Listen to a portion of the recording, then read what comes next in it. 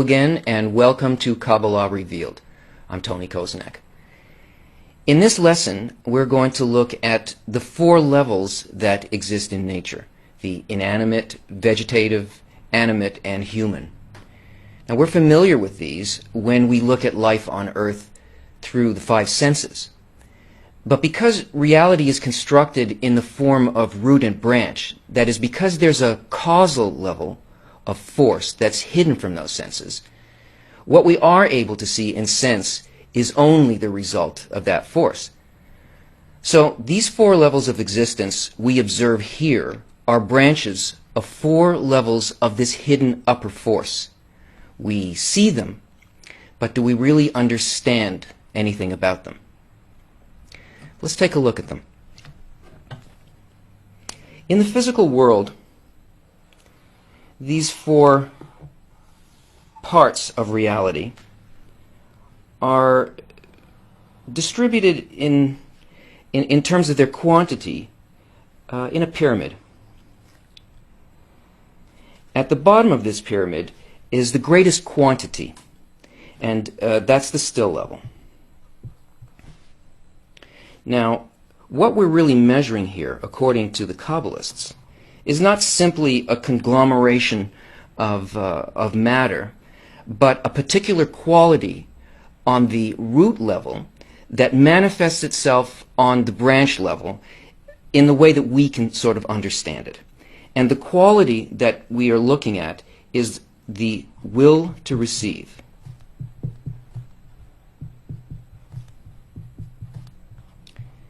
This is the only thing that exists in the physical world, so everything that we see here is an expression of that. That's why on the still level, we have all the hard matter in the universe, all the rocks, all the planets, and so on. And they have the greatest number of things are in the still, because the still only has a tiny amount of will to receive, only this level here. It hardly has any will to receive. So therefore it has very little will to change, ability to change, and it takes tremendous forces to get it to move in any way. Above that is the vegetative level.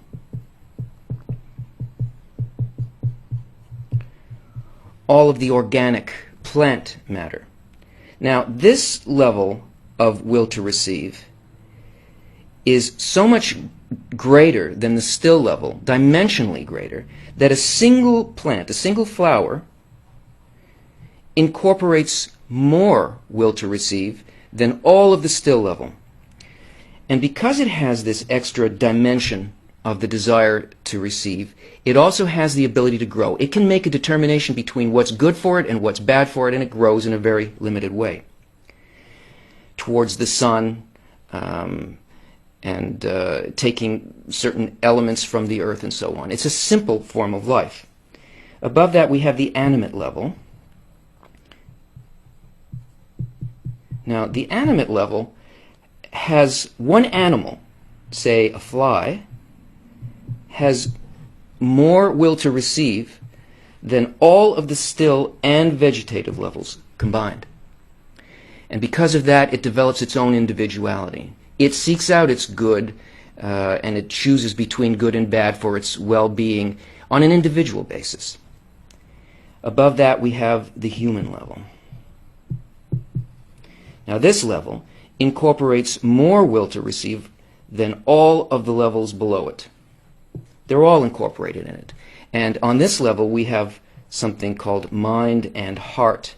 And these elements allow us to experience not like an animal that only sees the present, but to be able to use our mind and our heart to compensate for those things that are not present before us.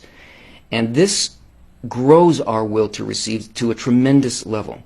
So here, this level actually incorporates all levels below it and affects all levels below it. So the inner life of the human level is really what makes for the conditions of everything else in the universe, because it's all really part of the human. When the human will to receive develops to its maximum, it reaches a level we call speaking, or what you could call a Kabbalist. Now, an entirely different order appears at this point. And these very same levels, 4 levels, are then experienced, or at least it's possible to experience them, in the spiritual realm. And here we see them laid out in a slightly different way, because we're not just dealing with the quantity of one quality, but with a comparison of quantity against quality. Here, the still, animate, vegetative, and speaking go by different names. And you'll see them in scriptures. The still level is called palaces. The vegetative is called robes. The animate is called angels. And the speaking level is called souls. And they're made up of a ratio of 2 qualities: the will to receive and the will to bestow.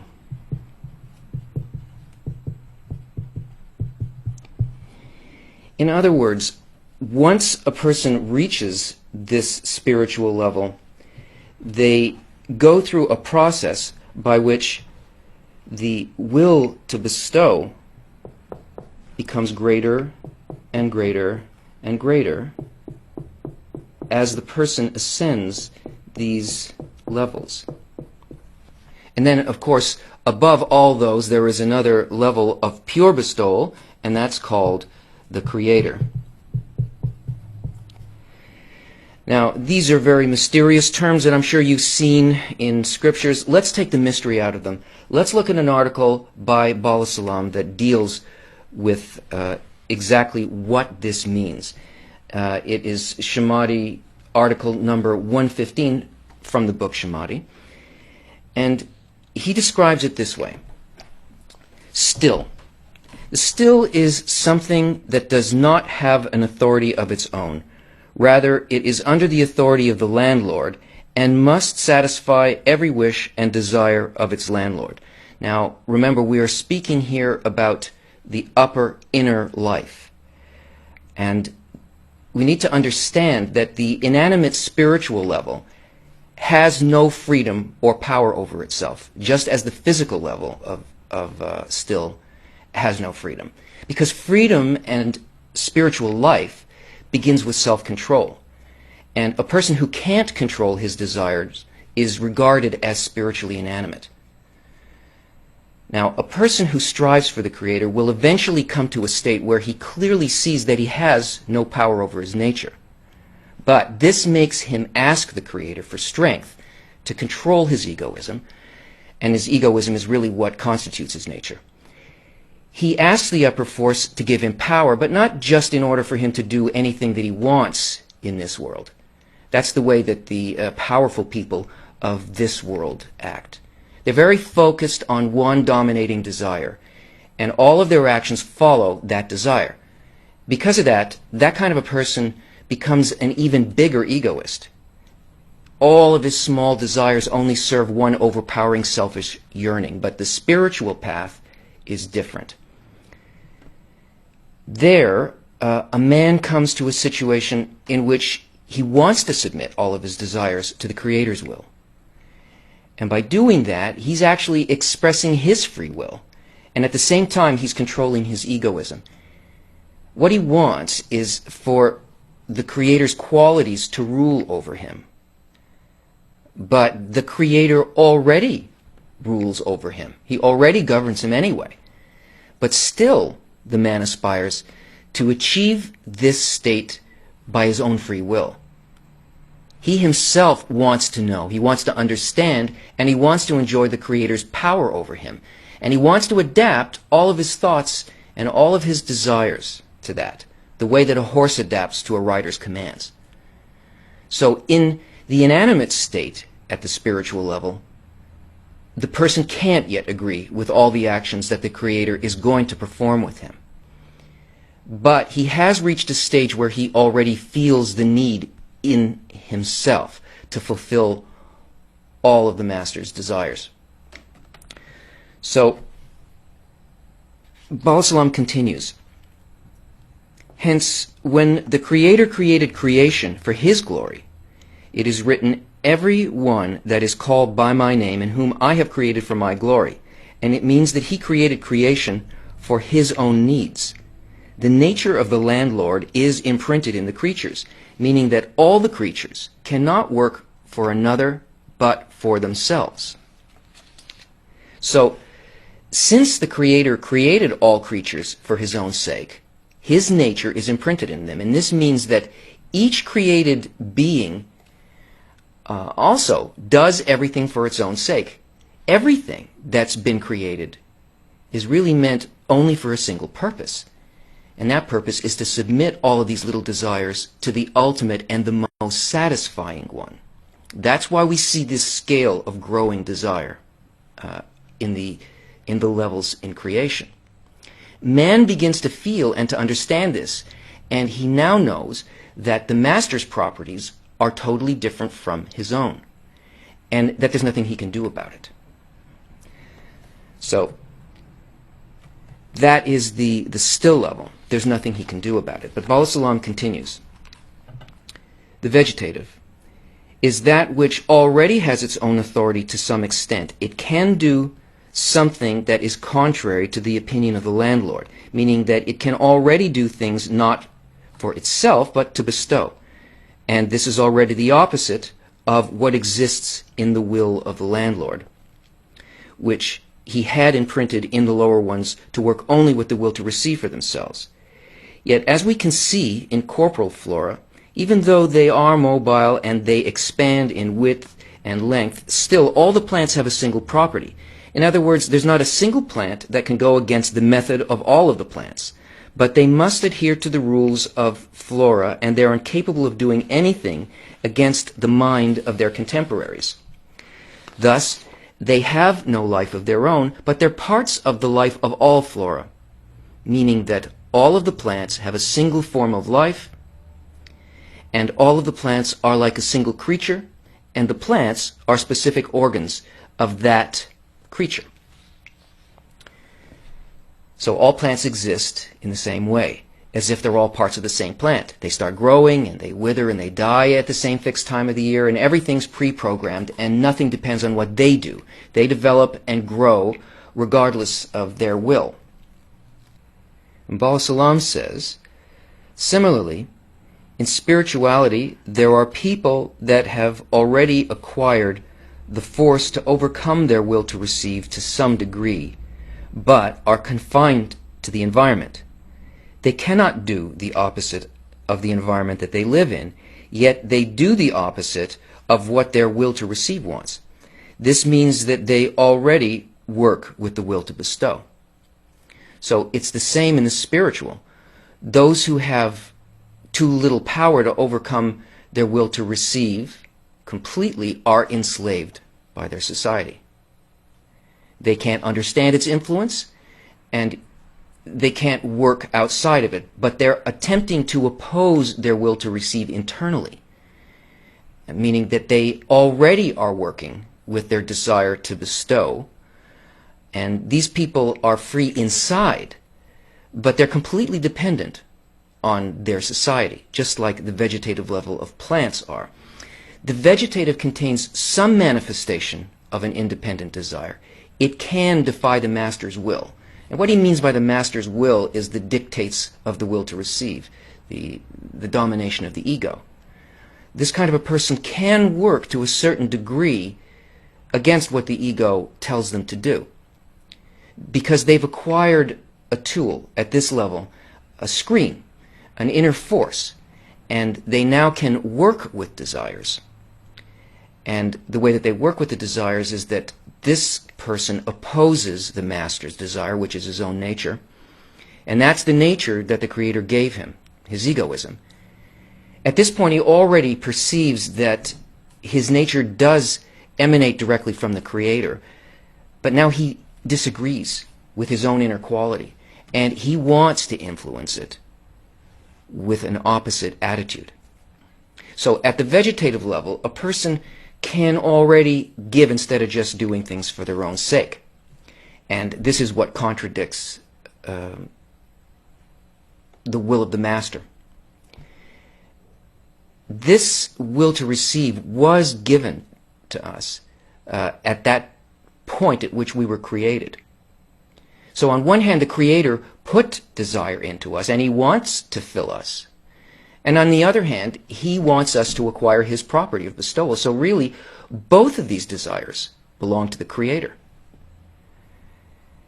Even though we are immersed in egotistical desire, at the same time, we're included in the Creator's original desire. And conversely, when we eventually acquire altruistic desire, we will still remain inside the Creator's will.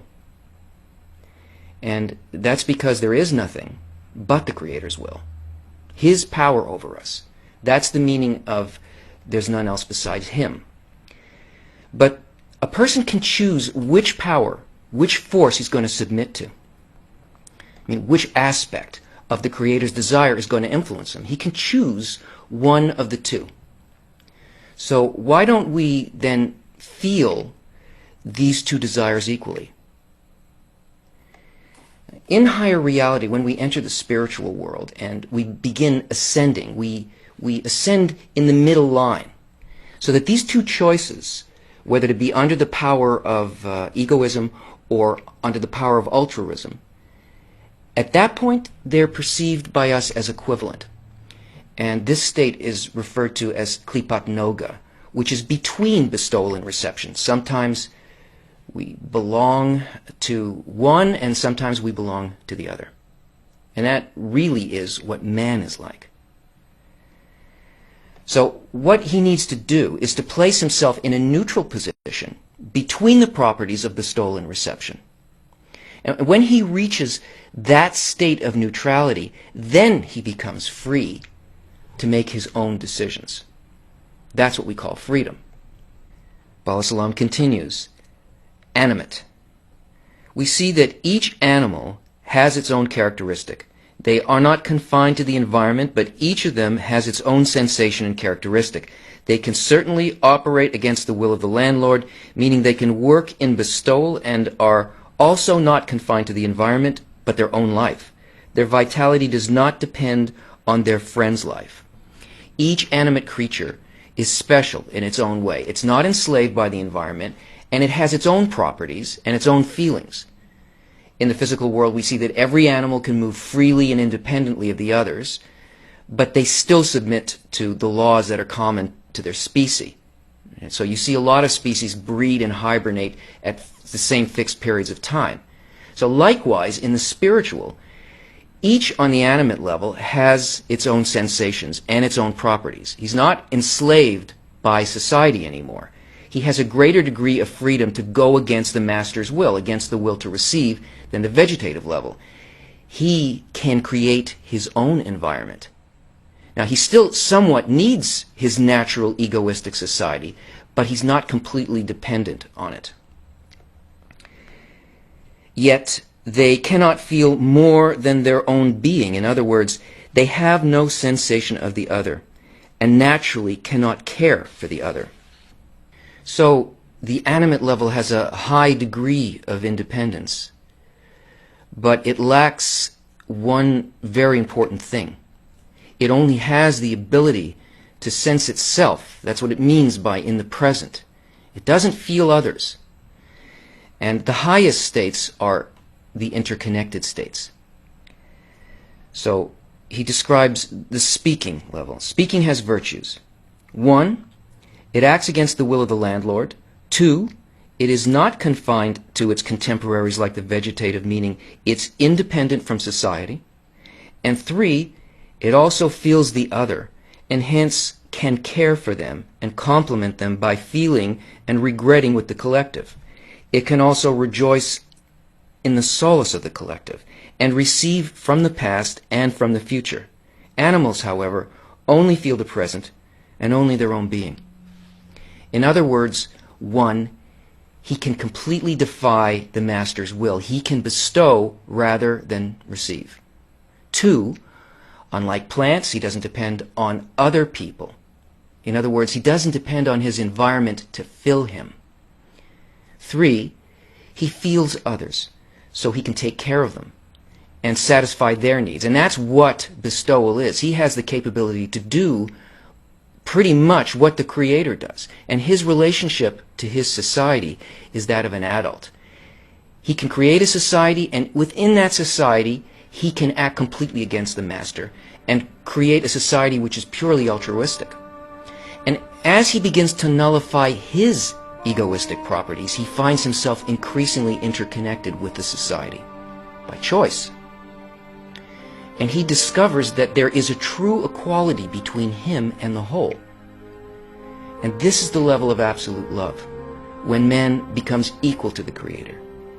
He can share the suffering of society, which means that he acquires their desires, their empty vessels. He also shares their joys, which means that now he can fill their needs with the light within himself, so that all of society will feel it.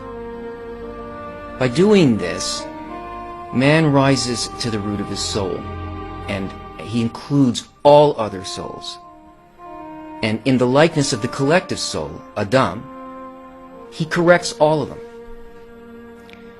Now, the others don't feel this correction yet, but the person at this level corrects the part of him that's in all of them. And by attaching them to himself as the corrected part of himself, he can reach his individual final correction. And now he can receive both from the past and the future, whereas the animate level of spirituality can only feel itself in the present. Join us again.